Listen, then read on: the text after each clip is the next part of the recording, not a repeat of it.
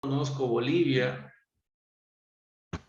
Personalmente, junto con mi colega y esposa Sonia Cabanillas, hemos ido a Bolivia hasta en 3 oportunidades. Entonces, la realidad es bastante similar a la realidad peruana a nivel científico.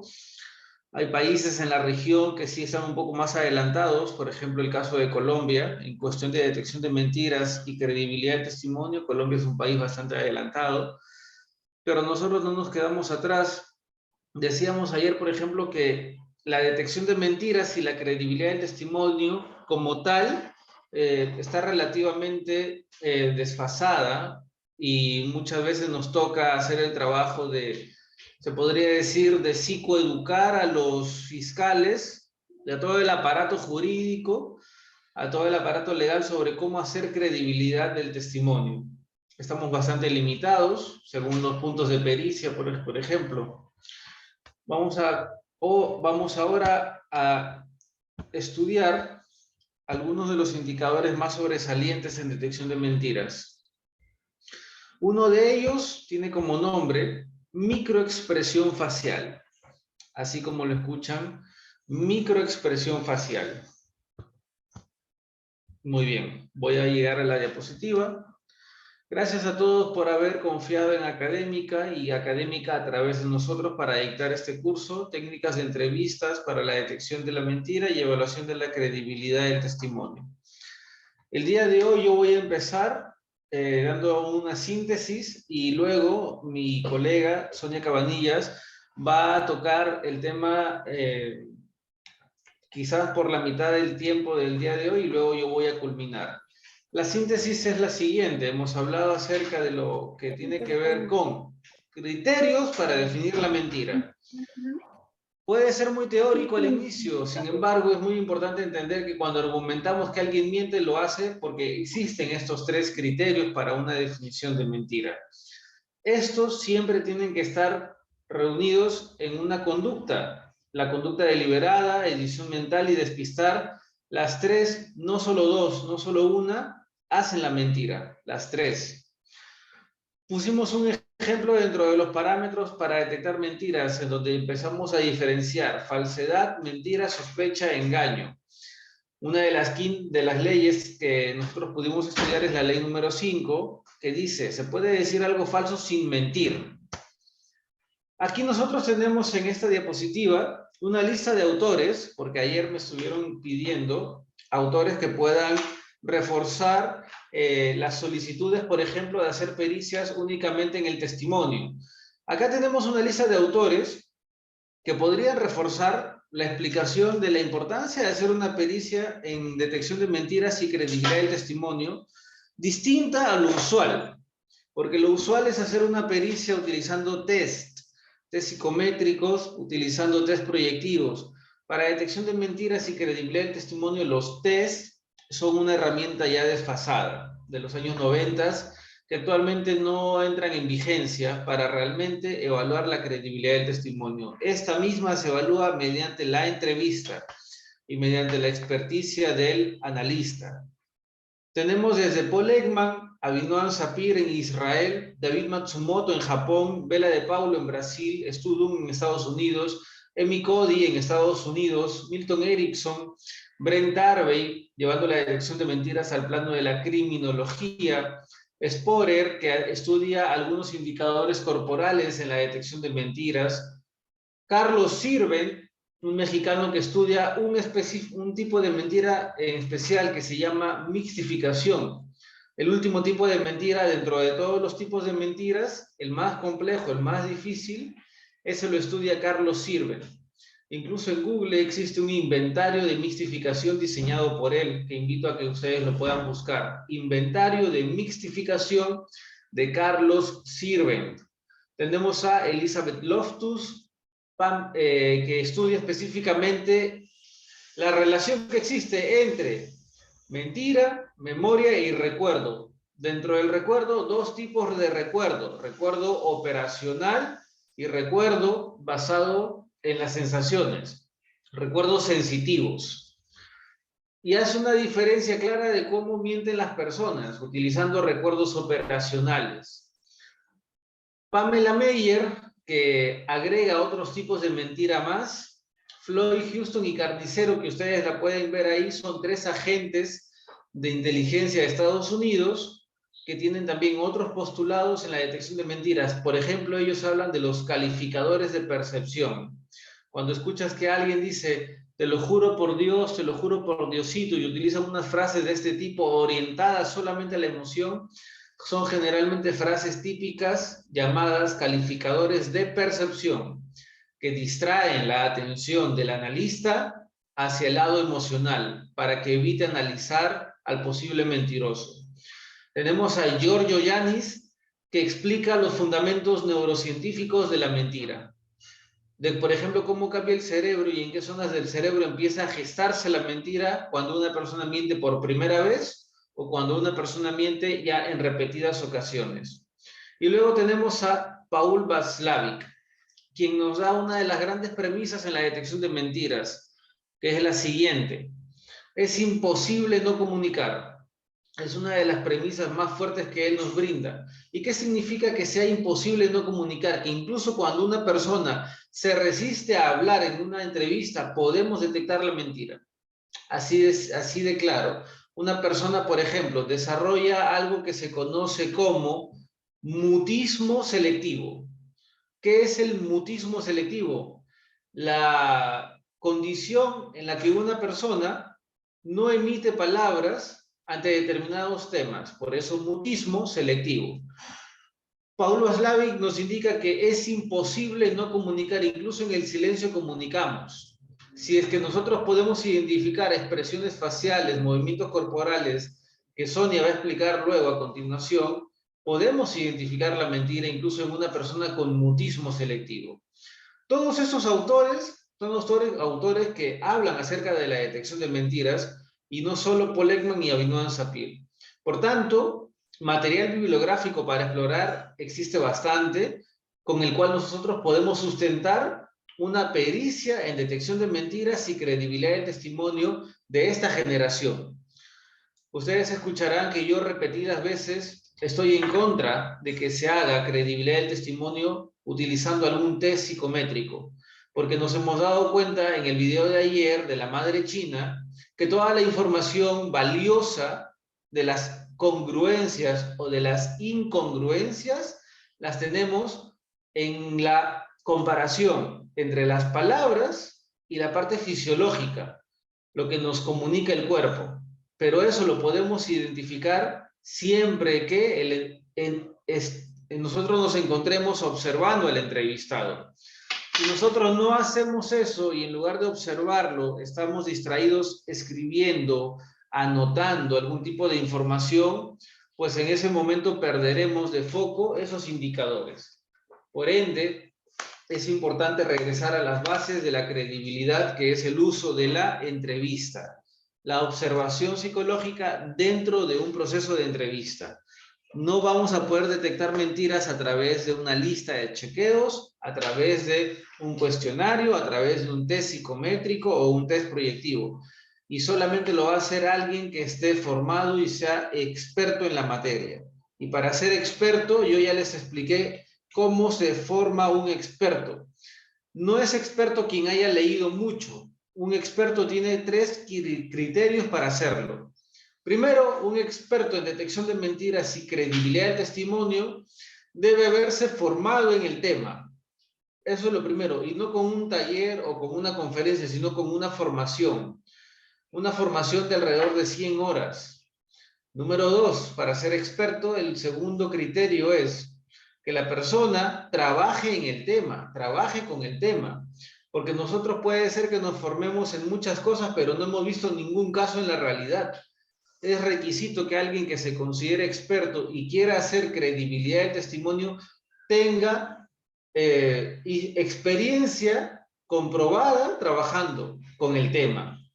Por ejemplo, trabajando con agresores sexuales, trabajando con víctimas de violencia, trabajando con parejas, trabajando en casos de infidelidad, maltrato, celos, tenencia compartida, etc.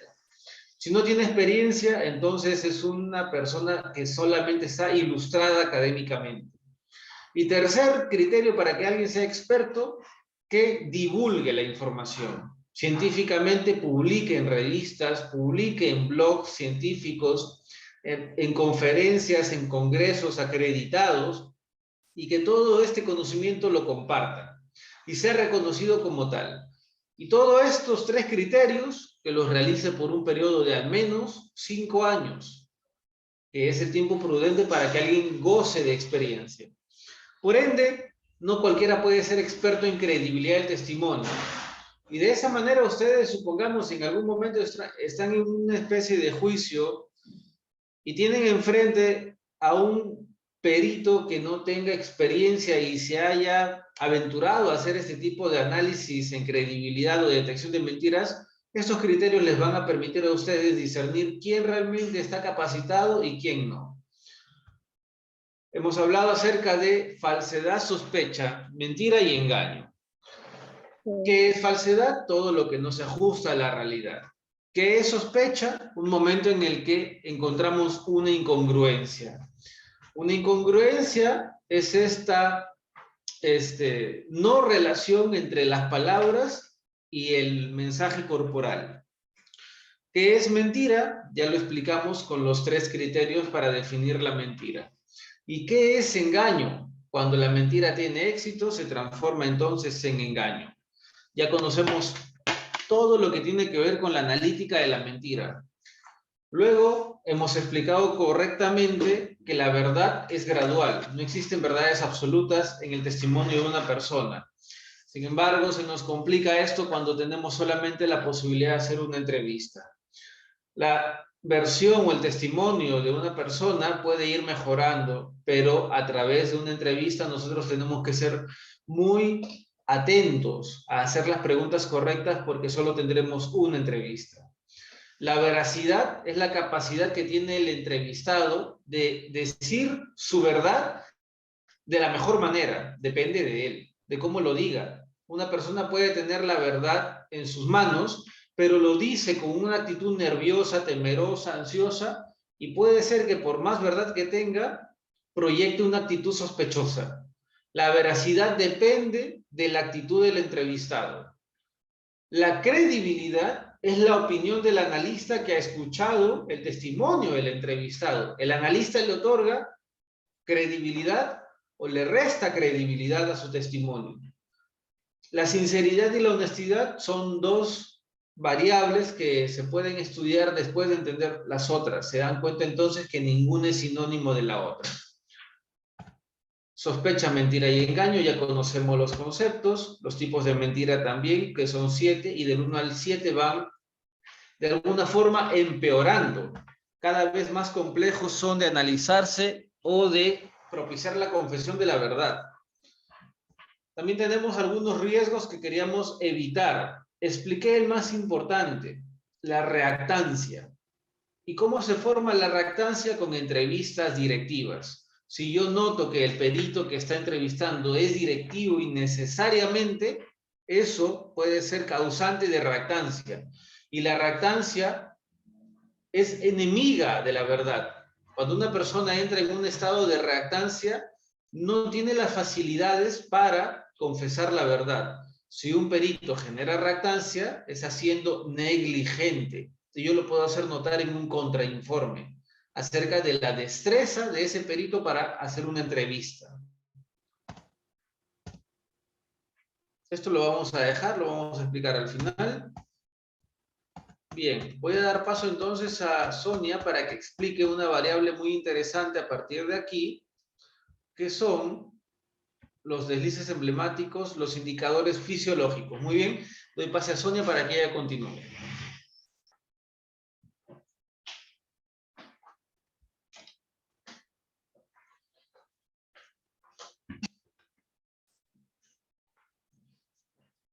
Muy buenas tardes a todos. Gracias por su atención, por esta jornada de capacitaciones durante estos 3 días. He estado muy atenta a toda la participación que ustedes han tenido y sobre todo a la intervención tan buena que ha tenido Johan Tello. Él es el director de Detection Institute, bueno, y el experto en credibilidad de testimonio de nuestra empresa.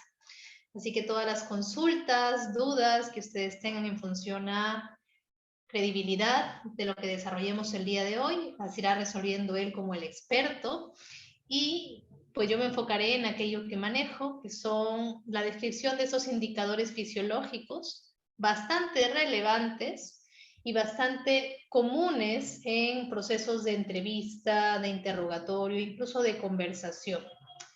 La detección de mentira es tan amplia y hoy nos vamos a ceñir específicamente a trasladar la detección de mentiras y el análisis a la parte del testimonio, de la credibilidad.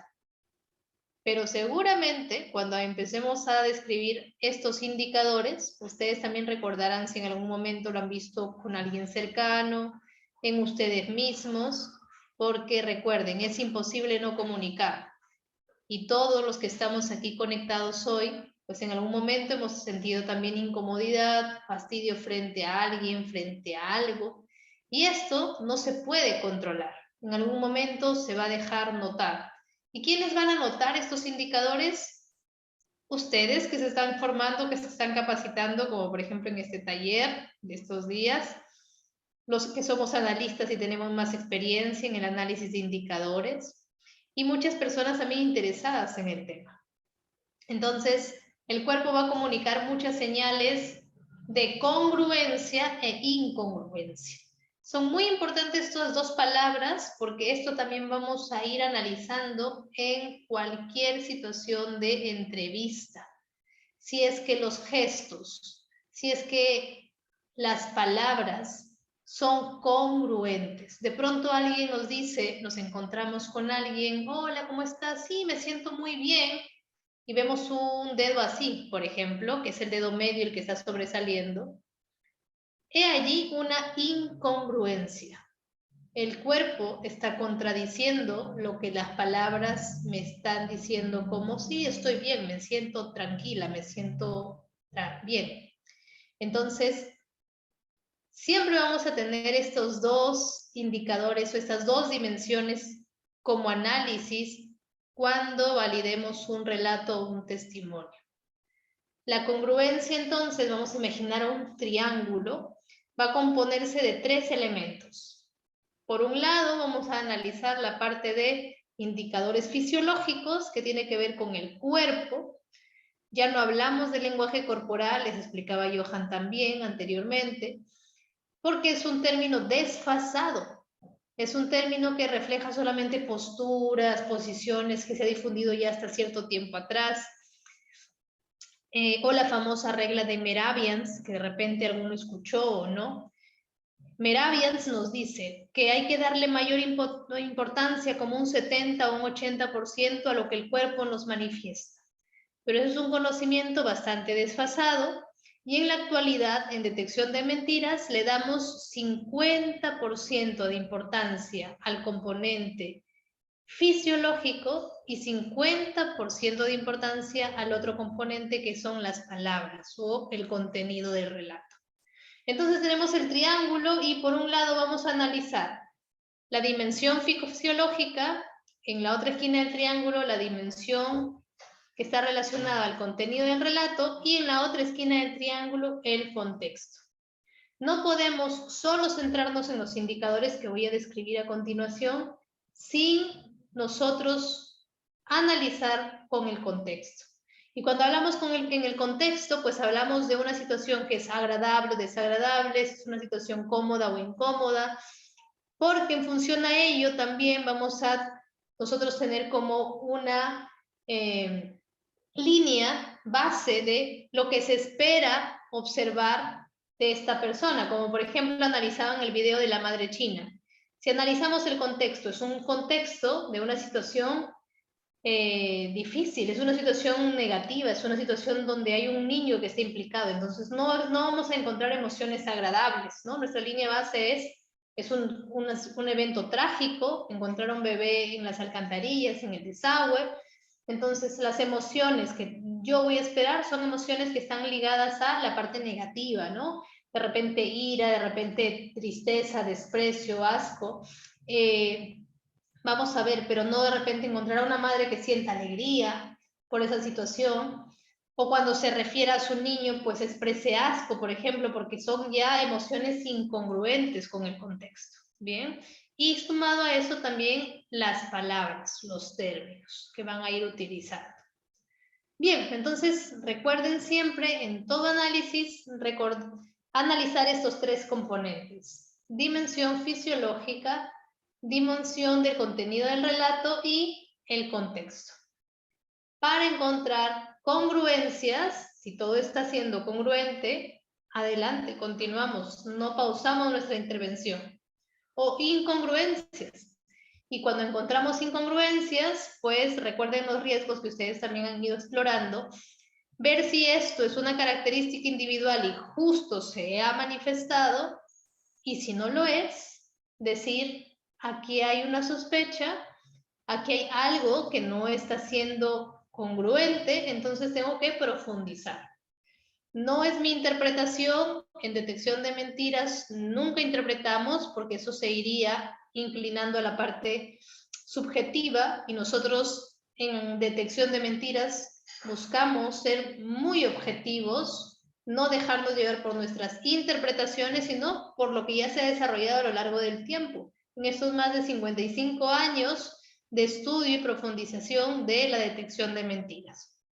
Muy bien, entonces, dentro del componente de indicador fisiológico encontramos los emblemas y deslices emblemáticos. Muy bien.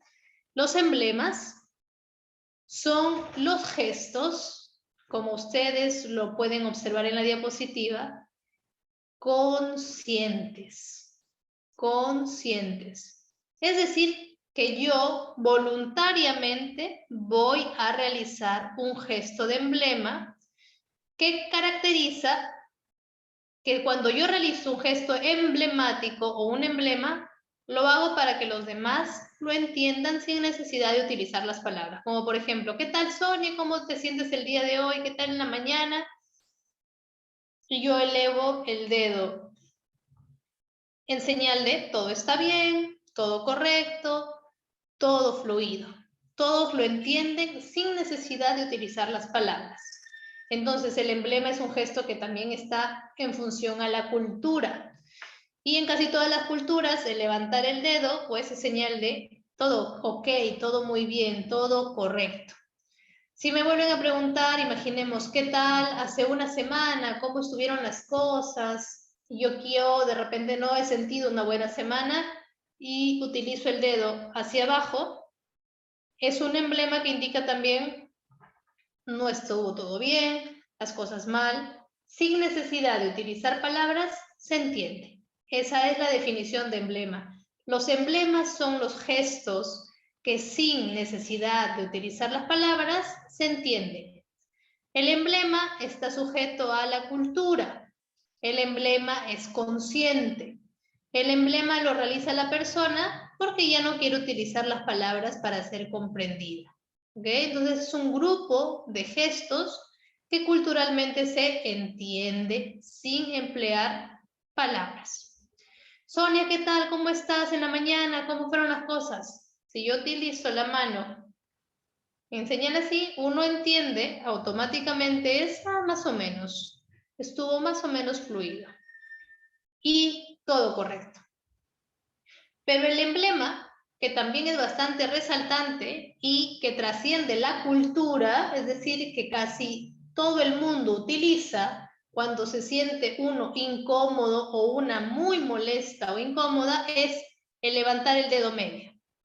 Les habrá pasado, como por ejemplo, alguien nos ha molestado, nos ha incomodado y hemos elevado el dedo medio, ¿no es cierto? De cualquiera de las dos manos. Ese también es un emblema, porque sin necesidad de utilizar palabras entendemos de que la persona está incómoda, molesta, por eso está utilizando el dedo medio para señalar. Lo hace de manera voluntaria, de manera consciente. Los emblemas lo podemos observar cerca al rostro o en cualquier zona del cuerpo. Entonces, emblemas ya los hemos descrito. ¿Y por qué está el desliz emblemático en esta misma diapositiva? Porque nos vamos a quedar ahora con este emblema, el del dedo medio, ¿ok? Este que es voluntario cuando yo quiero insultar, cuando me siento muy incómoda, bastante fastidiada, molesta con una persona o con la situación. Y de pronto estoy en un lugar o de pronto estoy frente a personas con las que yo no puedo ser libremente así, demostrar con total libertad mis emociones, porque de repente es frente a mi jefe o frente a mi jefa y esto puede ser una sanción. Yo no puedo levantar el dedo medio en una reunión porque de repente eso va a ser ofensivo y voy a salir perjudicada yo. Pero como yo siento tanta molestia y tanta incomodidad y el cuerpo va a reflejar esta incomodidad, este dedo de aquí, que sale de manera voluntaria como un emblema, se desliza. Y estamos de repente conversando y vemos que alguien empieza a frotarse con este dedo medio o empieza a ubicarse justamente en esta posición con el dedo medio o por la zona de los brazos o las piernas se cruzan los brazos pero sobresaliendo el dedo medio. Y este emblema, que en algún momento fue consciente, empieza a ser inconsciente.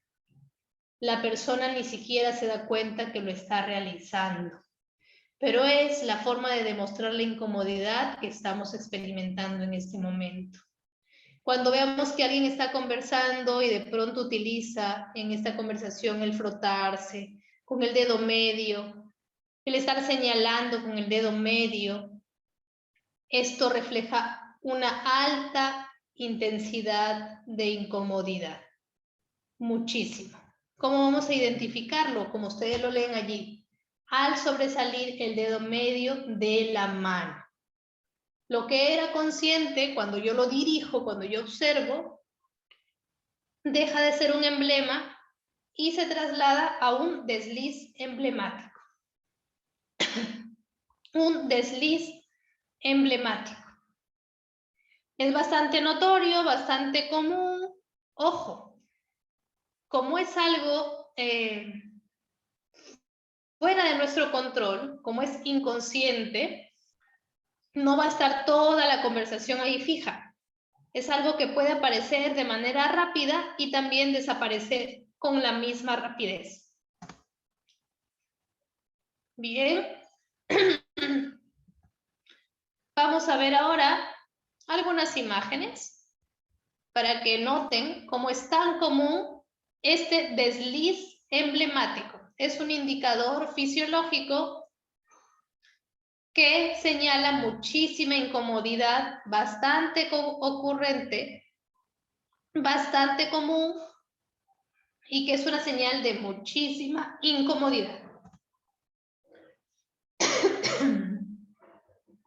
Observen allí, pueden identificar al personaje.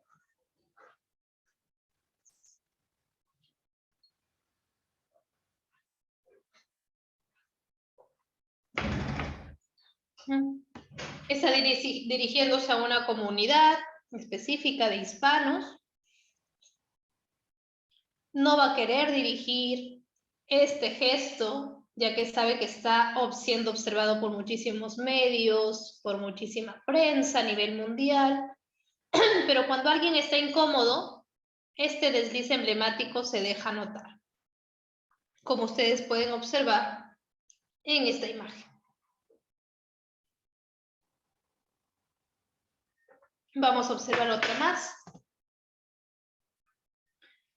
A veces, este dedo va a salir acompañado de otro más, pero vean que es el que sobresale el dedo medio con mayor intensidad.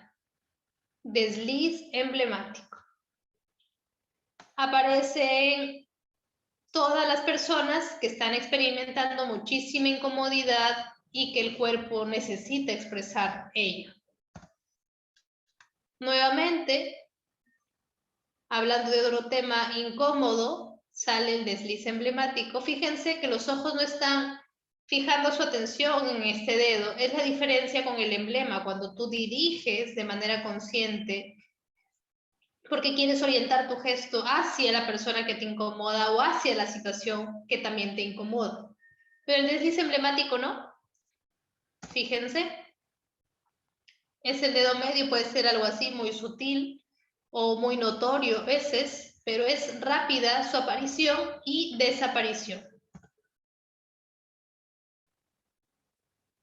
En deportistas, en políticos, en personas implicadas con temas de violencia, en niños, en adolescentes, todos, sin excepción, realizan este desliz emblemático. Fíjense que en algunas personas es mucho más sobresaliente. Se nota que la intensidad de la emoción, de incomodidad es mucho más grande en ese momento. Aunque, por ejemplo, en esta fotografía quieren reflejar que todo está ok, que todo está muy bien, que no pasa nada. Miren el rostro tratando de controlar, pero este gesto se desliza. Por eso es su nombre, desliz emblemático. Puede ser que estemos también en alguna conferencia y hay algo que nos está incomodando y en plena presentación, pues algo salga, ¿no? Como el señalar algo con el dedo medio, que es poco común. Recuerden ustedes, cuando queremos señalar algo o dar alguna indicación, por lo general utilizamos el dedo índice, por eso también el nombre de indicar, para señalar algo que nosotros queremos realizar o que alguien nos pide. Es poco común que alguien utilice el dedo medio para señalar o indicar algo. Fíjense allí. Su mirada está dirigida al público, no es consciente de que el dedo medio es el que está sobresaliendo de pronto, en pleno discurso.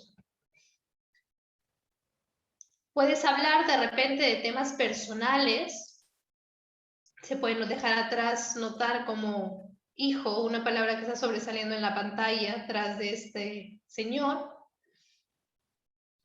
y el desliz sale. Cuando hablamos de temas personales, de temas laborales, de temas incómodos, pues se va a dejar notar. De repente ya están ustedes recordando, ah, yo sí he visto este gesto en alguien, así, o yo lo realicé en algún momento, porque es bastante común. Pero a veces lo dejamos pasar cuando no tenemos esta información. Pero les aseguro que desde hoy, al identificar esto, estas señales, estos indicadores, van a empezar a notar que esto es bastante recurrente y ya van a saber ustedes el sustento teórico de alguien está incómodo en este momento. A veces es más sutil, no todo el dedo medio mostrándose, a veces es más sutil o más evidente, como en la fotografía. El rostro quiere demostrar tranquilidad, pero el gesto hace que sea incongruente lo que la persona quiere controlar. Fíjense allí. Es mucho más notorio. Ahora, va a haber momentos en donde es congruente, que veamos que la persona manifieste, me siento molesta en este momento, estoy incómoda y de pronto esta incomodidad también se ve en un desliz emblemático. Vamos bien, es una señal de que hay congruencia entre lo que se dice y lo que se muestra.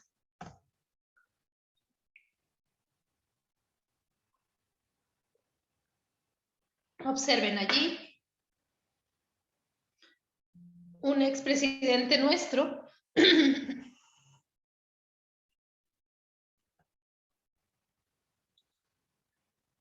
vamos a compartir ahora un video, ¿ok? Vamos a compartir un video para que recreemos este desliz emblemático.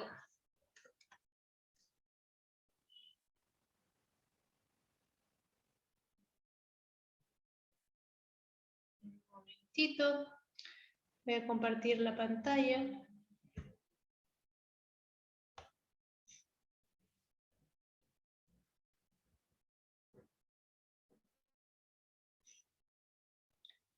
Estarán recordando ustedes seguramente estos indicadores que han observado.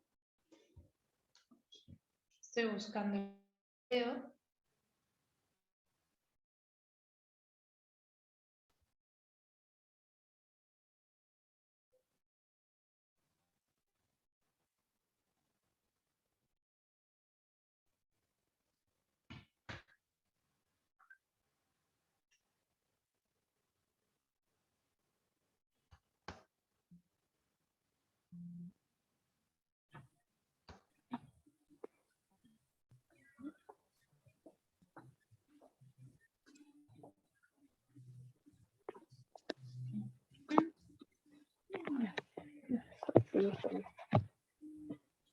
Ok.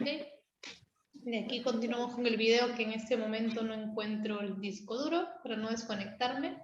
Y después del receso empezamos con la presentación de los videos de los deslices emblemáticos. Seguimos. Entonces, vean, un recuento. Personas de diferentes espacios sociales, con diferente nivel educativo, en diferentes contextos, hablando de temas personales, de política, hombres, mujeres, de diferentes también edades. El desliz sale. Fíjense aquí, ¿no? La mirada dirigida hacia el entrevistador, el rostro que quiere simular una sonrisa. ¿Por qué simular? Porque cuando solo se activa la zona inferior, ayer Johan les explicaba que para analizar las microexpresiones dividimos el rostro en 3 zonas: zona superior, zona media y la zona inferior. Cuando en una situación queremos simular alegría, por lo general, lo que solemos activar es la zona inferior, que es con las comisuras elevadas, simulando una sonrisa. Pero es poco común que cuando no experimentamos una alegría auténtica, se activen el orbicularis, oculis pars lateralis, o que comúnmente se llaman las patitas de gallo de la alegría. Como aquí, pueden observar a esta señorita que quiere simular la sonrisa, las comisuras un poquito elevadas, pero no hay nada de activación del orbicularis. Como que todo está bien. Pero ¿qué es lo resultante que hace que sea incongruente esta simulación de alegría? El desliz emblemático. Fíjense el dedo medio cómo sobresale, cómo es tan notorio. Nuevamente aquí, este personaje. Este mismo personaje, fíjense que está con otro atuendo. Significa que es otra entrevista, pero hablando del mismo tema, y esto sí que le incomoda. Nuevamente, te puedes secar la lágrima con el dedo medio. Es algo que aparece y desaparece también de manera rápida. Les decía que también puede ser que aparezca y que sea congruente. Estamos observando en esta imagen un rostro de ira. Esta joven está mostrando ira y un desliz emblemático al mismo tiempo. Entonces hay congruencia, hay congruencia. Lo resaltante ligado a la detección de mentiras es cuando la persona niega de repente estar experimentando incomodidad y dice todo está bien y aparece un desliz. Este es un gesto de sospecha. Pero si la persona dice sí, realmente estoy molesto, estoy molesta, incómoda, y en automático aparece el desliz emblemático, es totalmente congruente lo que está manifestando. Aquí, dando tu opinión, y sale el desliz emblemático. Nuevamente, hablando de fútbol, y sale un desliz emblemático. Fíjense que también hay intensidades en cómo se manifiestan estos indicadores. Podríamos ver en esta imagen y podríamos describir que este desliz emblemático está a un nivel bajo. Pueden observar cómo se va aproximando más a la zona central de su rostro y es una intensidad moderada. Hasta que la incomodidad se desborda, fíjense en la siguiente imagen, y el desliz es totalmente notorio. El nivel de incomodidad es bastante alto, al igual que el desliz, en una intensidad alta. Si vemos esto, de pronto con alguien cercano a nosotros, es mejor darnos un tiempo fuera, es mejor llevar la conversación a otro horario o en otro lugar, porque la persona está altamente incómoda, muy incómoda. O sea que también lo podemos trasladar perdón, podemos trasladar también esto a nuestros vínculos de pronto para mejorar nuestras relaciones, como que, por ejemplo en el vínculo de pareja. Si estamos en una discusión y por lo general hay uno de los dos que estamos discutiendo en las relaciones de pareja que está más calmado y notamos que nuestra pareja ya está mostrando deslices emblemáticos, es el momento de frenar. Porque en lugar de estar bajando la escalada del conflicto, está acalorándose mucho más esa situación. Así que nos puede servir también el saber estos indicadores para mejorar nuestros vínculos. Fíjense allí. Observen allí. Bastante notorio es el dedo medio con el que de manera innecesaria frotamos o rascamos alguna parte del cuerpo. Estamos observando imágenes que salen más en el rostro. Ahora por el tema de la pandemia, pues de repente tenemos la limitación de solo observar la parte superior de alguien, podemos observarlo allí. Cuando tengamos la oportunidad de repente de observar esto en vivo, por ejemplo en las cámaras Gesell que nosotros analizamos cuando nos piden peritajes, podemos observar que este desliz sale también en otras partes del cuerpo. Muy bien, seguimos observando. ¿Por qué tantas imágenes nos están mostrando ustedes en esta capacitación? Porque de esta manera nuestras neuronas espejo están captando y fijando mucho más el reconocer estos indicadores. A través de las neuronas espejo y cómo se activan, nosotros enseñamos la detección de mentiras. Por eso es bueno estar expuesto a la mayor cantidad de imágenes y videos para agilizar la identificación de estos indicadores. Fíjense aquí una fotografía súper antigua, en un juicio, el policía está en calidad de testigo y jamás le haría esto al juez, ¿no? De manera voluntaria, como un emblema. Pero como está incómodo, el desliz se deja notar.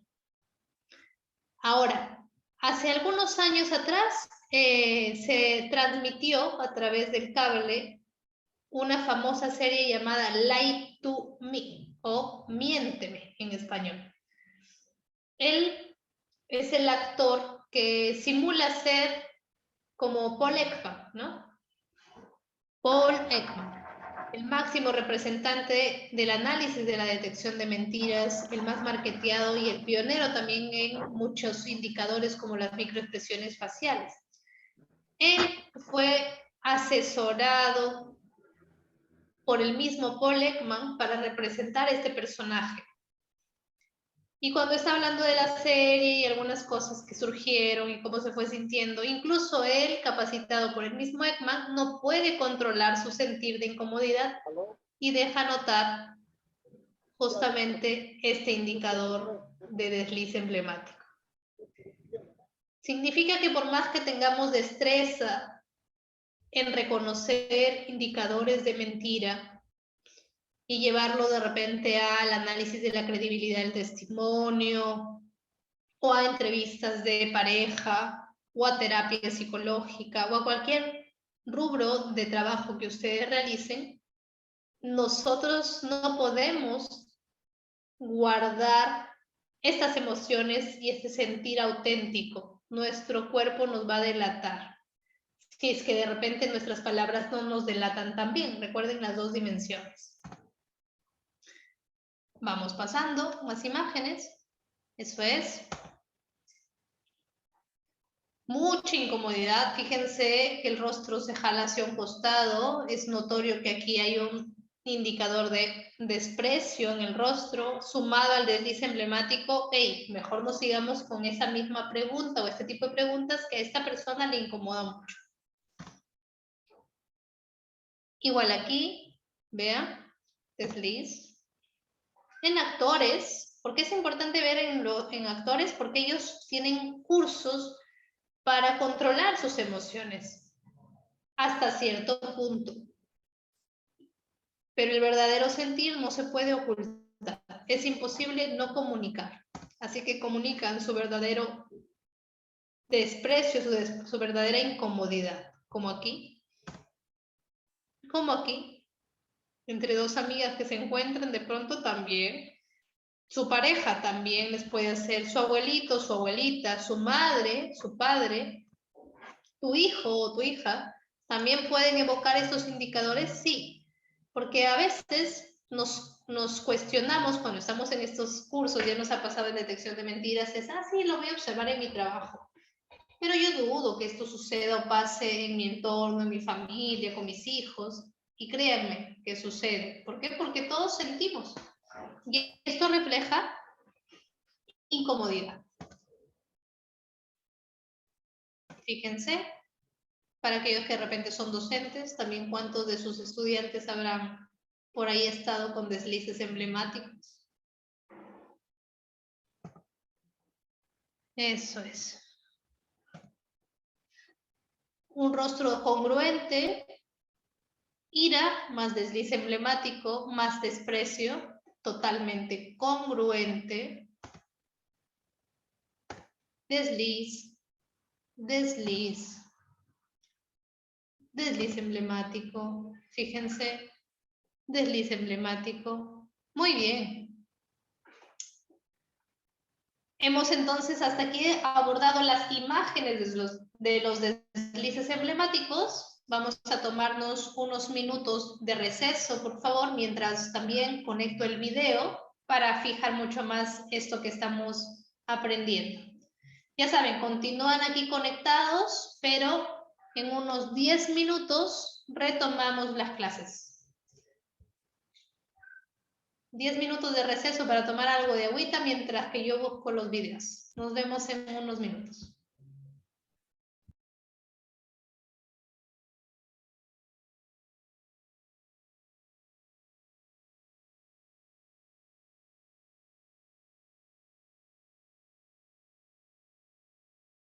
Nuestra intervención y también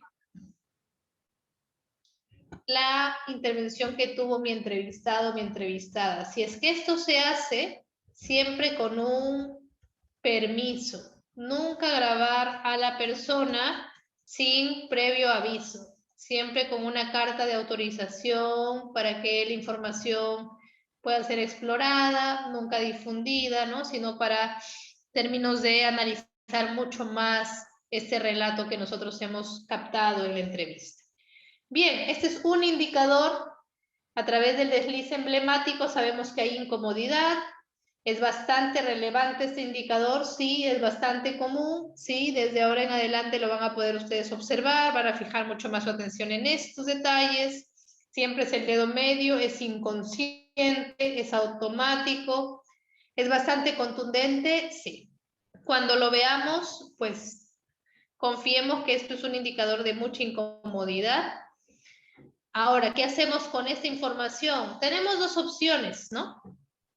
Pues no hacemos nada y decimos, pues es un indicador más y seguimos el rumbo de nuestra entrevista, o exploramos y profundizamos más y vamos a obtener muchísima información importante. Entonces, eso es lo que hacemos con esta información que compartimos con ustedes de detección de mentiras. Ahí lo tienen. No es obligatorio emplearlo. ¿Que va a potenciar su intervención? Sí. Pero la detección de mentiras es tan fluida que puede adherirse a cualquier procedimiento que ustedes realicen, ya sea de abogados, psicólogos, la forma en la que ustedes intervengan, policías. Es bastante fluida, es como nosotros lo describimos como la detección de mentiras, es como un elemento líquido. Se acopla de manera bastante fluida a cualquier intervención que realicemos. No es que sea mejor que otra, sino que la potencia. La potencia.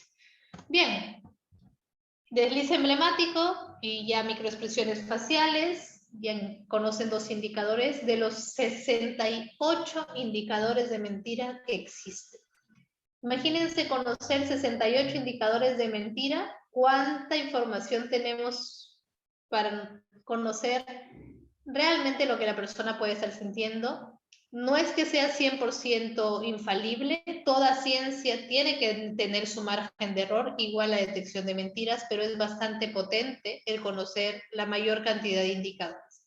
Acompañado del desliz emblemático, hemos aprendido también las asincronías, que es negar con el cuerpo lo que afirmamos con las palabras. Bastante común también, una asincronía. Vamos a otro indicador más, que son los manipuladores. Ustedes pueden ya leer en la diapositiva. También su característica es que aparecen de manera automática, también reflejan incomodidad, pero en una intensidad menor al desliz emblemático.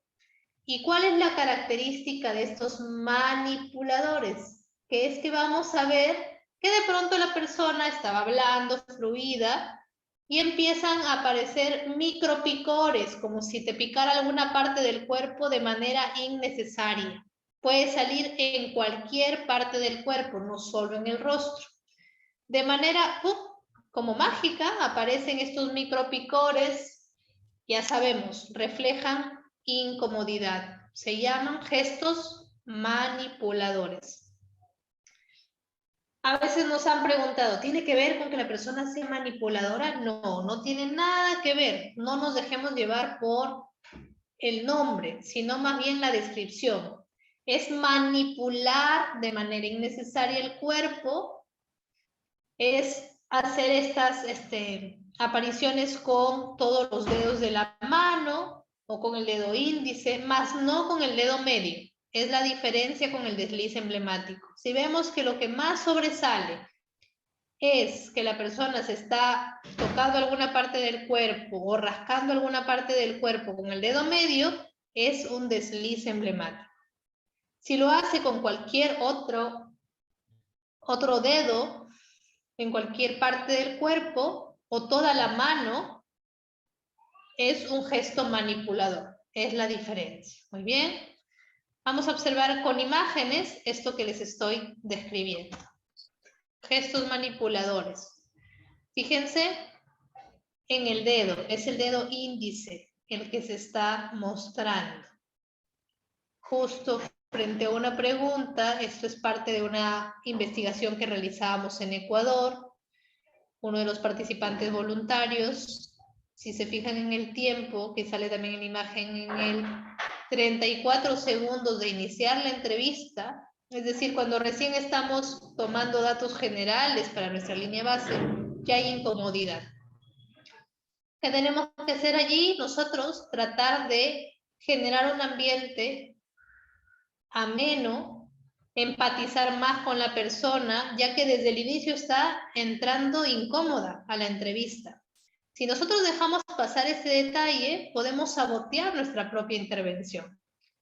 Porque un proceso de entrevista no es algo común ni cotidiano, entonces es natural que todas las personas que vamos a un proceso de entrevista sintamos un poco de tensión, nos sintamos un poco abrumados por la situación y haya incomodidad. ¿Qué necesitamos como analistas, como expertos en la entrevista, con nuestra intervención de una manera flexible, no directiva, para no generar reactancia, que también ya hablaban con Johan, tratar de que la persona disminuya esos niveles de tensión hasta donde ella pueda manejarlo, para que no se confundan estos indicadores de mentira que están aprendiendo. Muy bien, seguimos. Fíjense, ya estamos en el minuto 16 de la entrevista, en el tiempo, como pueden observar, ya está en una posición diferente, de mayor comodidad, y sale otro gesto manipulador, ahora con el dedo pulgar. Fíjense. Otra persona en otro contexto de entrevista, y es toda la mano la que se deja notar cómo manipula el cuerpo. Aunque en el rostro aparentemente todo esté neutral, normal, hasta como que ya va a salir un gesto de alegría, ¿no? De emoción de alegría, con las comisuras un poco elevadas. Pero hay algo que le incomoda y manipula el cuerpo. O manipulo el cuerpo. Miren aquí. con otros dedos o acompaño el dedo índice. Trabajar el cable. A ver si por ahí desactivan sus audios, aquellos que lo han activado. Gracias. Bastante común el manipular el cuerpo por la zona de las orejas, fíjense, como en esta fotografía. ¿Hay alguna zona específica donde vamos a dejar notar este gesto manipulador? No. Puede ser en cualquier parte del cuerpo. Muy bien. Entonces vamos sumando la lista de indicadores que están aprendiendo ustedes. Microexpresiones faciales, desliz emblemático, asincronía, y ya tenemos 4 manipuladores. 4 de 68 es bastante importante entender que si solo sabemos 1, que son las microexpresiones, ya es bastante contundente la información. Ya van teniendo 4. Seguimos. Sumen también el empleo de pronombres que hablaron el día de ayer. Sumen también estos indicadores que ya Johan les estaba explicando del contenido de las palabras. Son más, yo creo que en la lista pueden estar entre un 8 a 10 indicadores de mentira. Bastante bien. Vamos a otros gestos. Se conocen como reguladores. Los gestos reguladores. Nuevamente, su característica es que aparecen de manera automática. Por eso son inconscientes, están fuera de nuestro control. Los reguladores, ¿qué es lo que reflejan? Pueden ver ahí en el cuadrante negro. Control. Reflejan control. Y si la persona se está controlando demasiado en mi entrevista, está anulando su espontaneidad. Mientras más espontánea sea la persona, mientras más fluida sea, más va a utilizar su espacio en donde se encuentra, ya sea sentado o de pie, más va a utilizar su cuerpo, más expansión va a mostrar. Pero mientras más control tenga, menos espacio va a ocupar la persona, menos movimiento vamos a observar en ella. Y vamos a observar esta aparición de reguladores.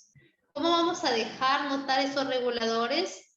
Como una caricia, como el frotar alguna parte del cuerpo, o vemos que las personas van frotando bastante sus manos, o se van frotando sobre las piernas, como querer controlar, o vemos que cruzan los brazos y están frotando esta zona de los brazos. Esa es la característica de los gestos reguladores. El acariciar, el frotar, cualquier parte del cuerpo para generar mayor control.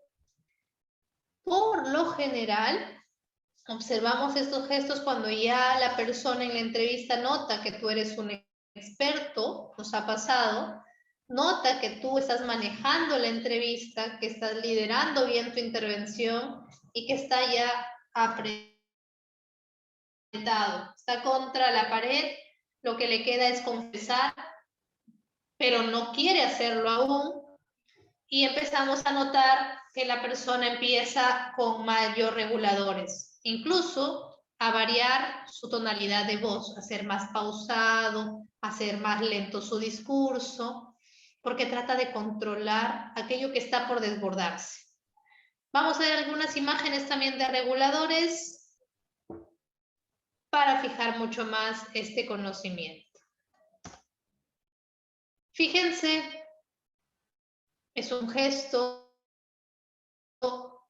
caracterizado por las autocaricias. Para ganar tiempo, también aquellos que de repente utilizan mucho la mentira en sus discursos, para ganar tiempo, para yo no dar una respuesta de manera inmediata, también utilizo los reguladores.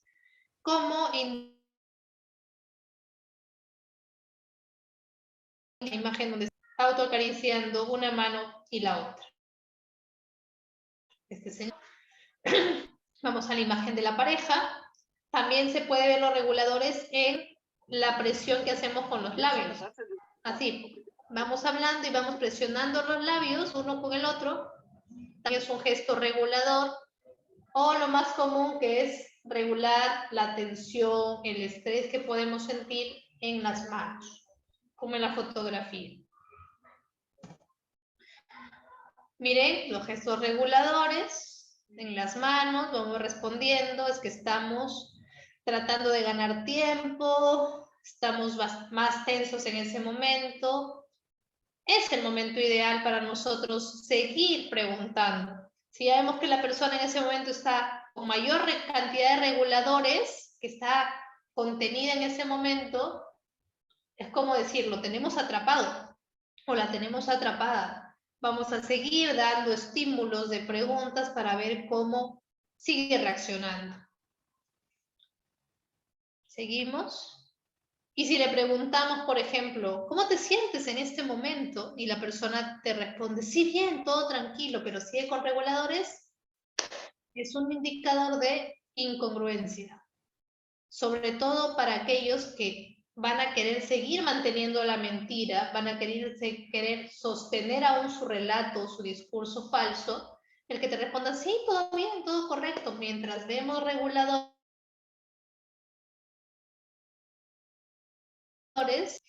alta sospecha. En función a la credibilidad de su relato, va a tener que ser distinta. Tenemos que de repente cambiar la estrategia. Pero si de pronto decimos, sí, todo tranquilo, no me siento tan tranquilo, créanme que en ese momento la persona necesita un poquito más de empuje para confesar. Son también indicadores que nos van a ayudar a ver si sigo interviniendo de la misma forma o cambio mi estrategia de entrevista. Otro gesto regulador, ahí estoy yo, tiempo atrás antes de la pandemia, con un gesto regulador en los labios. No recuerdo qué me habrán preguntado en ese momento, pero no me gustó seguramente. Por eso estoy allí regulándome con mi respuesta. Lo común, gestos reguladores en las manos.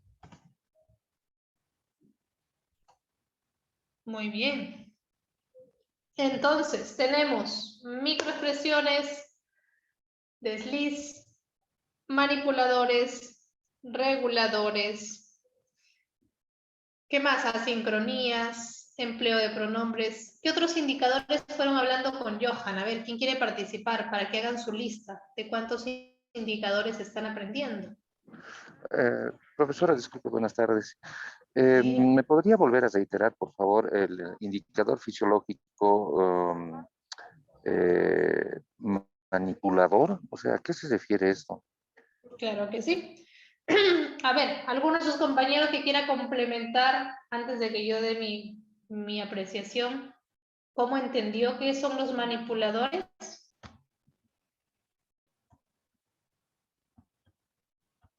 Por favor.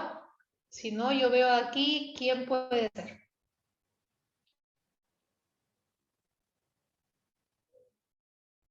A ver, Silvia, a ver si captaste a qué nos referíamos con manipuladores.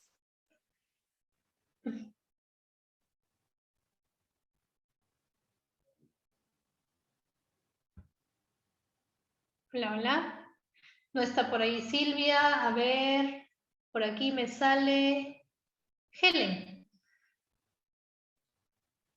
Helen Cabello. Justo ha salido tu primerita allí en mi pantalla. Helen, por favor, a manera de conclusión también, ¿qué es lo que tú has aprendido de qué son los gestos manipuladores?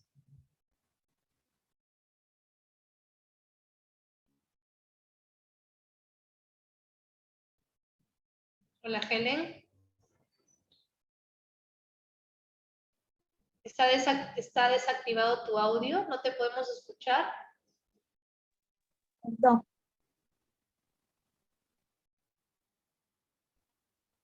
Ya, ahora sí. Bueno, tengo igual y el desliz emblemático, por ejemplo, del dedo, ¿no? Que del dedo medio que había mencionado.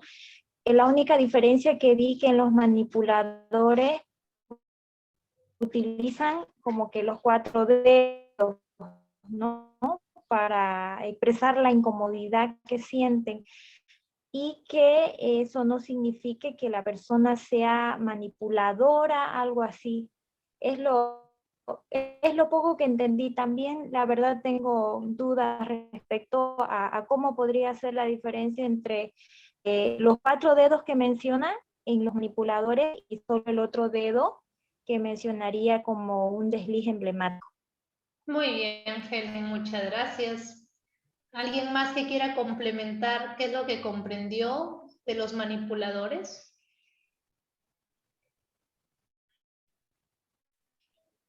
A ver, por aquí me sale Edson Iturri. ¿Estará conectado Edson Iturri para que también un varón participe ahora?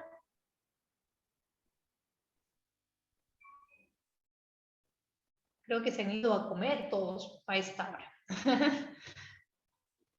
A ver. Ninguno. Constantino también me sale por aquí.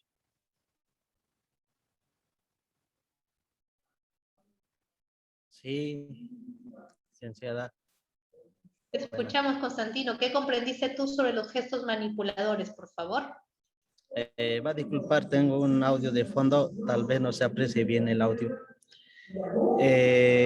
Como dicen, ¿no? Los manipuladores más que todo es cuando aparecen esto, cuando se notan los micropicazones o micropicores, ¿no?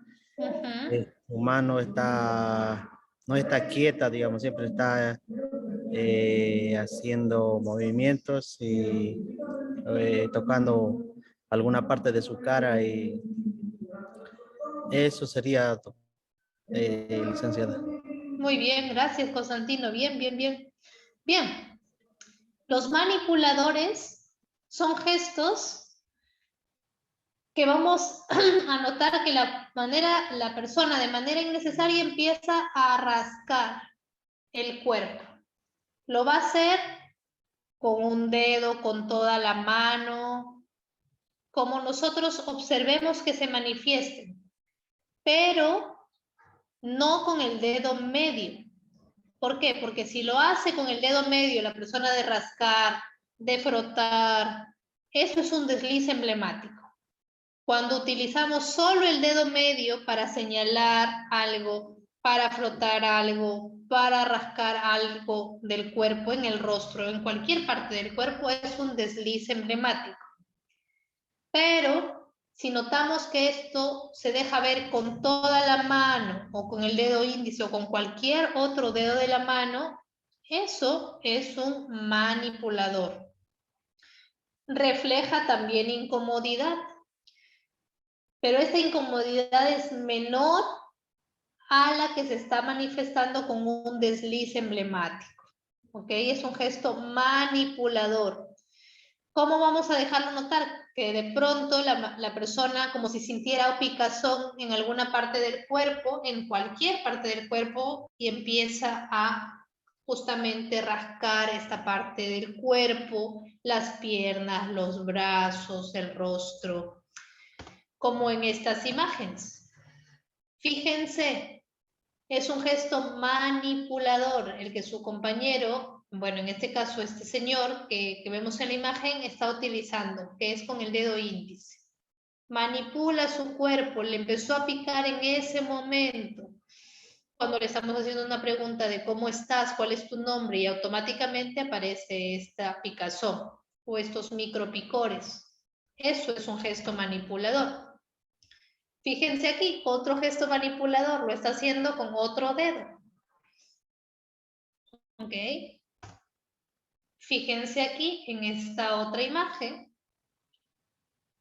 Es toda la mano la que se deja notar que se está activando.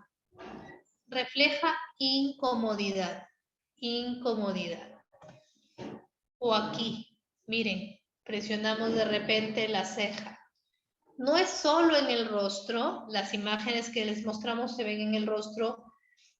Puede ser que lo hagamos aquí en los brazos, en el hombro, en las piernas, ¿ok? Pero es emplear nuestras manos o una sola para aparentemente rascar alguna parte del cuerpo que empieza a generar escozor, picor, por eso se llama micropicores. Pero generalmente se activa cuando uno está en una situación incómoda, en una pregunta incómoda. ligada a la mentira. ¿Ok?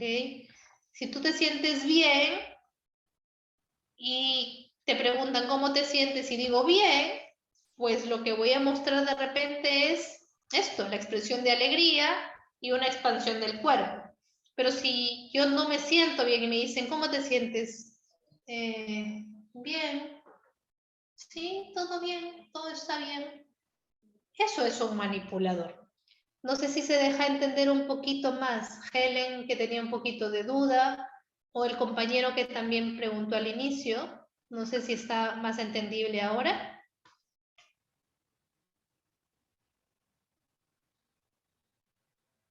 Está entendido. Quisiera su opinión, por favor.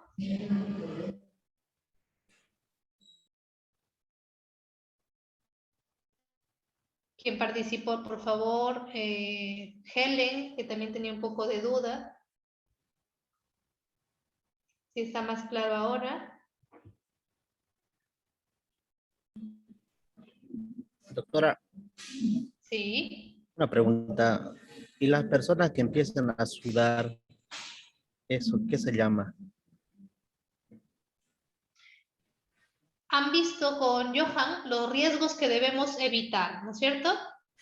Y dentro de los riesgos encontramos el riesgo de bloqueo, que es que primero tenemos que ver las características individuales de la persona.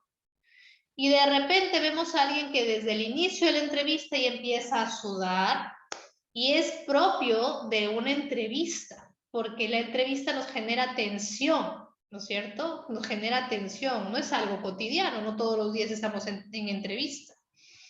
Por eso es importante que antes de analizar estos indicadores, facilitemos a que la persona esté más calmada. ¿De qué manera? Nuestra intervención tiene que ser más pausada, facilitarle un ambiente cordial, con paciencia. Si aún así la persona continúa mostrando estos indicadores de sudoración, es que hay algo que la persona probablemente esté ocultando o que la persona esté guardando y que tenemos que explorar si es nuestra función explorar, ¿no? En caso de repente de algún abogado, algún psicólogo, perito que necesitemos explorar. Entonces es muy importante fijarnos en cómo la persona se encuentra desde el inicio de nuestra intervención. Si vemos a alguien calmado, si vemos a alguien tranquilo, que está dispuesto a colaborar, y de pronto cuando hablamos del tema ya en debate, vemos que empieza de repente la ruborización, o empiezan a sudarle las manos, o empieza a mover mucho las piernas, estamos viendo señales de que de pronto hay un estrés repentino en función a una pregunta en la que puede estar implicado o implicada esta persona. Entonces son señales de sospecha. Tenemos que hacer una comparación entonces, Constantino, que hacía esto la pregunta de cómo inicia la persona. Si es una persona calmada y que está calmada durante toda la entrevista, pues genial, y de repente hay algún otro indicador que aparezca, como un manipulador, un desliz de pronto. O si la persona está tensa desde el inicio, quizás sería bueno reprogramar la entrevista para otro momento en donde ella tenga más paciencia y más calma, si es que ya nuestra intervención no facilita esto. Porque si no, pues vamos a obtener los famosos falsos positivos, que es creer que estamos viendo indicadores cuando no lo es. No los tiene. Muy bien. Todas las preguntas ahora con Johan. Les agradezco su intervención.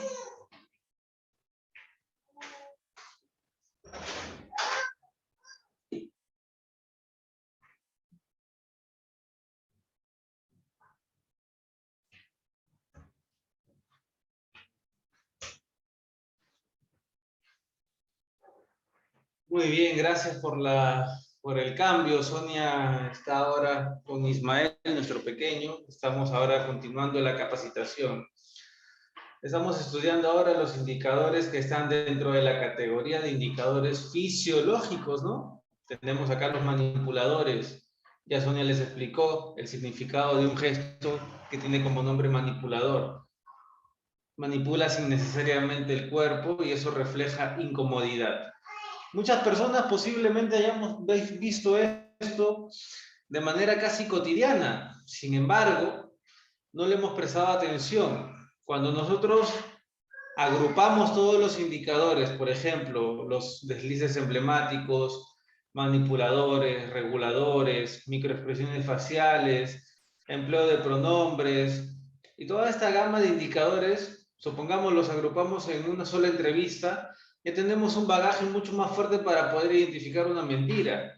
Por ende, siempre nos vamos a remitir a que la mentira se identifica en entrevista, en un proceso de entrevista. Ahora, hablando de los reguladores, aquí están.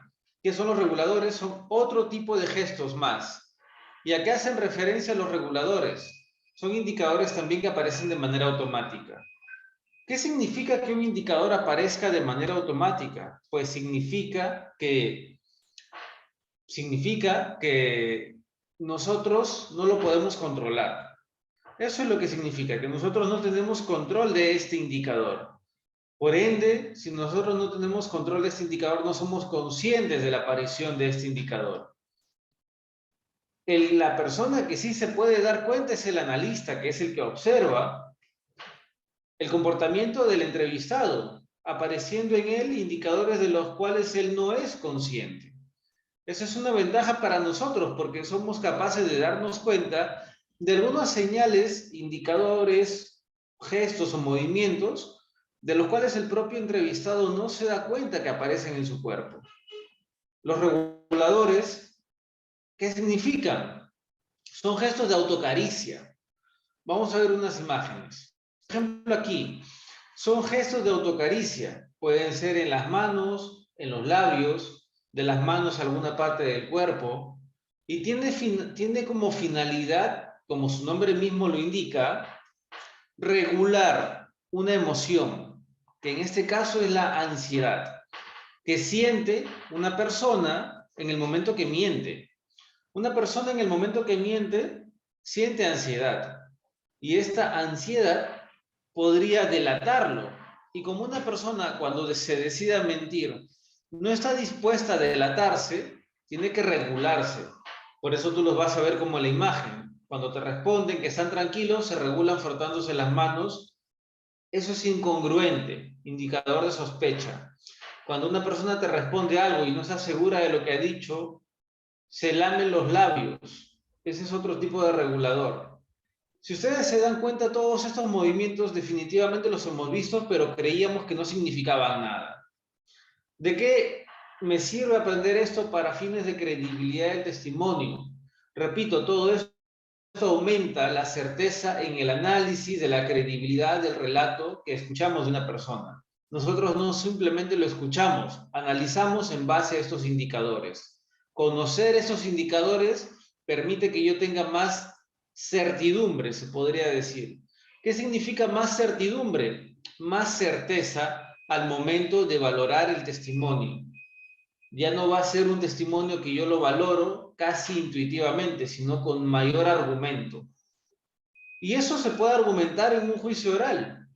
Este testimonio ha sido valorado mediante indicadores, no mediante mi experticia, que me puede fallar, sino mediante indicadores. Porque finalmente el análisis lo hace el profesional, no el test psicométrico. Este tipo de movimientos que vemos en pantalla es el tipo de movimiento llamado regulador. Esa es la apariencia, puede ser muy sutil y nosotros fácilmente nos podríamos distraer si no le prestamos atención y le prestamos atención a otro elemento en la entrevista. Acá la misma Sonia en imágenes, en una investigación hecha aquí, conociendo de esto, una captura de video, podemos ver cómo regula lo que dicen palabras con sus propios labios. Y así por el estilo nos podemos dar cuenta de cómo los reguladores aparecen en diferentes partes del rostro, del cuerpo, a través de las autocaricias, que tienen como mayor finalidad regular la ansiedad por mentir para que no nos delate. Vamos ahora a explicar algunos de los indicadores que tienen que ver con los indicadores del contenido del relato, aprovechando el tiempo que nos queda. El día de ayer hicimos mención a este, ¿no? Empleo de pronombres, un indicador bastante frecuente porque todos utilizamos pronombres. Todos utilizamos pronombres. Sin embargo, no le hemos prestado la debida atención. Es más, jamás nos hubiéramos imaginado probablemente que podíamos detectar mentira a través de los pronombres. Bueno, específicamente un pronombre lo que nos hace es entender el tipo de vínculo que existe entre una persona y otra, o entre una persona y un objeto también. Por ejemplo, supongamos, ¿no? Yo me compro una pistola, un arma de fuego, y cada vez que me refiero a la pistola digo es mi pistola. Mi pistola es de color negro, mi pistola es de marca Pietro Beretta, mi pistola es de procedencia argentina, mi pistola, utilizo el pronombre mi.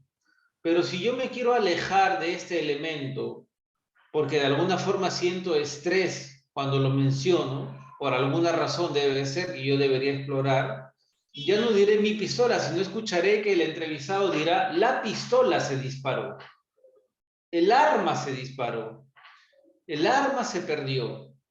¿Y de qué arma estamos hablando? De la mía. Por ende, la persona lo que está haciendo al utilizar el pronombre impersonal, el arma, la pistola, es alejarse de este elemento. Supongamos, se lo juzga o se lo investiga por intento de homicidio. Y es el arma o la pistola de ese sujeto la que está investigada. Supongamos, por esa razón, por ese motivo de investigación, el dueño de la pistola ya deja de decir mi pistola y dice el arma se disparó, la pistola se perdió. El, la, pronombre impersonal que crea distancia. ¿Por qué tendrías que tener distancia si eres inocente? No tendrías por qué tener miedo si eres inocente, pero si utilizas estos pronombres, son señales, indicadores de que algo incongruente está ocurriendo.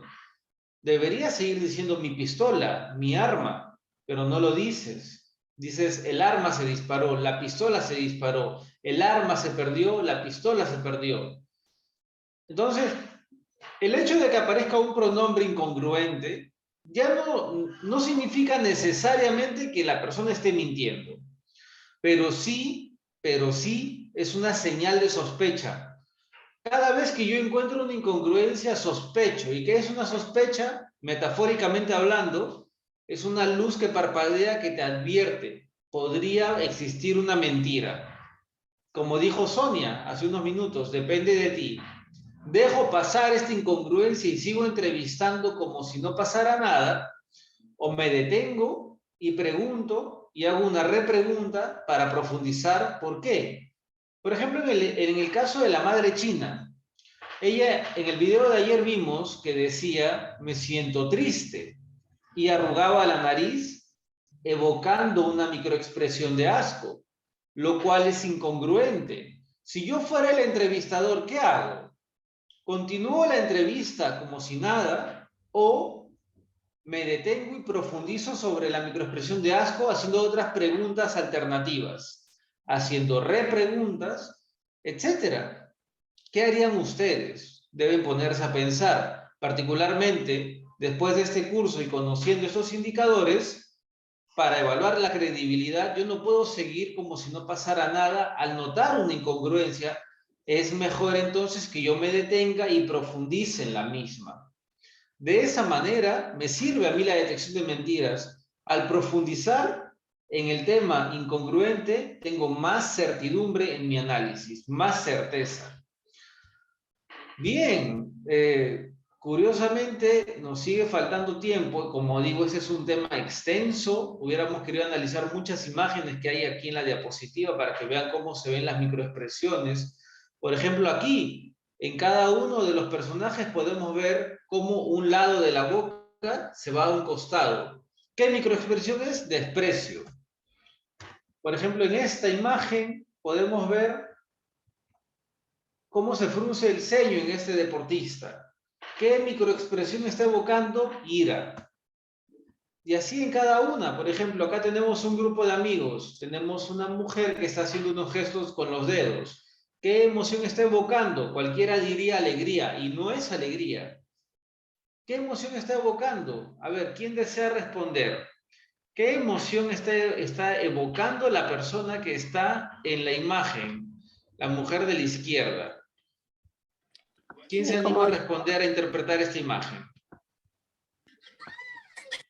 Incomodidad. Es una incomodidad que tiene como nombre desprecio. ¿Te imaginas? Al ver este gesto, cuando la boca se va hacia un costado, el nombre correcto es desprecio. Ninguna persona en entrevista te va a decir, doctor, yo a usted lo desprecio. Nadie te lo va a decir con palabras, pero sí con gestos.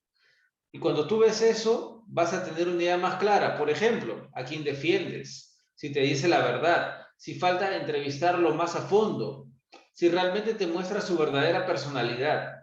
A través del análisis emocional podemos hacer todo esto. Veamos otra imagen más. Tenemos muchas imágenes que ya no nos va a dar tiempo a analizarlas. Por ejemplo, aquí, en este entrenador de fútbol, la comisura de la boca se va hacia un costado. ¿Qué emoción evoca? Desprecio. Aquí, ¿qué emoción evoca? Desprecio. Y pareciera que está normal. Su apariencia es tranquila, entre comillas, tranquila. La carga emocional está en la comisura de la boca. Cuando nosotros hacemos detección de mentiras, entonces aprendemos a analizar las expresiones faciales, el relato, y todo esto en un contexto para ver si hay congruencia o hay incongruencia.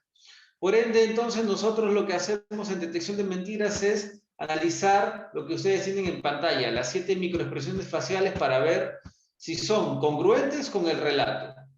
Cualquier persona te podría decir estar tranquila por cualquier tema de conversación. Pero si cuando te dice que está tranquila, muestra una imagen similar a la de la ira, entonces es porque no está tranquila. Hay una incongruencia. Mi objetivo entonces en detección de mentiras y credibilidad del testimonio es encontrar congruencias o encontrar incongruencias. Ese es mi mayor objetivo. Encontrar congruencias o encontrar incongruencias, ¿de acuerdo? Muy bien. Dicho eso, entonces nosotros estamos acabando el tema del día de hoy también y lo que pretendemos ahora es hacer una síntesis de todo lo estudiado. Pero antes de hacer esta síntesis, quisiera que por favor vean la pantalla. Tenemos algunas referencias bibliográficas aparte de las que tienen ustedes ya en PDF para que ustedes puedan respaldar toda la teoría de la detección de mentiras. Todos estos son libros de autor que directamente están relacionados a la detección de mentiras. Por ejemplo, yo les recomiendo un libro bastante fácil de entender que se llama Descubre la mentira, aquí, de Susan Carnicero, una de las agentes de inteligencia que empezó a estudiar la detección de mentiras por su cuenta.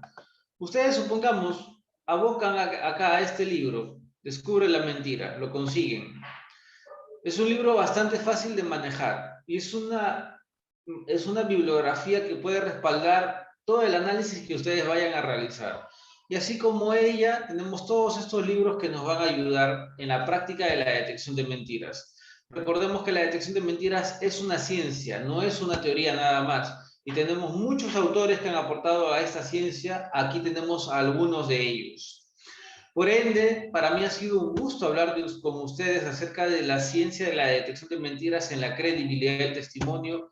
Por favor, de aquí en adelante, no confundan más falsedad, sospecha, mentira, engaño, verdad, veracidad. Acuérdense que la veracidad es una característica que el entrevistado va a manejar. Una persona puede ser honesta, pero si proyecta el mensaje con nerviosismo, con angustia, con duda, va a disminuir su veracidad. ¿Y qué es la credibilidad? Hasta el final lo voy a repetir. La credibilidad es un atributo que otorga el analista al relato escuchado. Entonces, el analista, después de escuchar el relato, otorga credibilidad o le resta credibilidad. De acuerdo, entonces, con esta información esperamos haber podido ingresar a su profesión de acuerdo a la detección de mentiras en la credibilidad del testimonio. Es un tema, como digo, bastante amplio, pero yo creo que ha podido tocarse la mayor parte, las partes más importantes del mismo. No sin antes, quiero despedirme, no sin antes agradecer a Marisol por haber gestionado de inicio a fin este curso internacional, técnicas de entrevista para la detección de la mentira y evaluación de la credibilidad del testimonio. Nos hemos reunido el día viernes, sábado y el día de hoy que estamos culminando. Voy a dar pase a la licenciada Marisol para que cierre el curso con sus palabras finales y así nosotros podamos despedirnos formalmente. Muchísimas gracias, Johan. Antes de concluir estos 3 días del curso internacional, agradezco a cada uno de ustedes por haber confiado en Académica.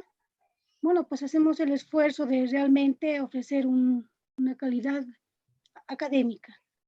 Bueno, pues en este sentido damos ya por concluido este curso. Y también informarles que los certificados se van a ir gestionando a partir del 27 de diciembre. Pueden pasar por oficinas. En el grupo de WhatsApp voy a poner la dirección exacta para que podamos ir gestionando. Por otro lado, las personas que viven al interior del país se va a ir coordinando de forma interna y así enviarles los certificados.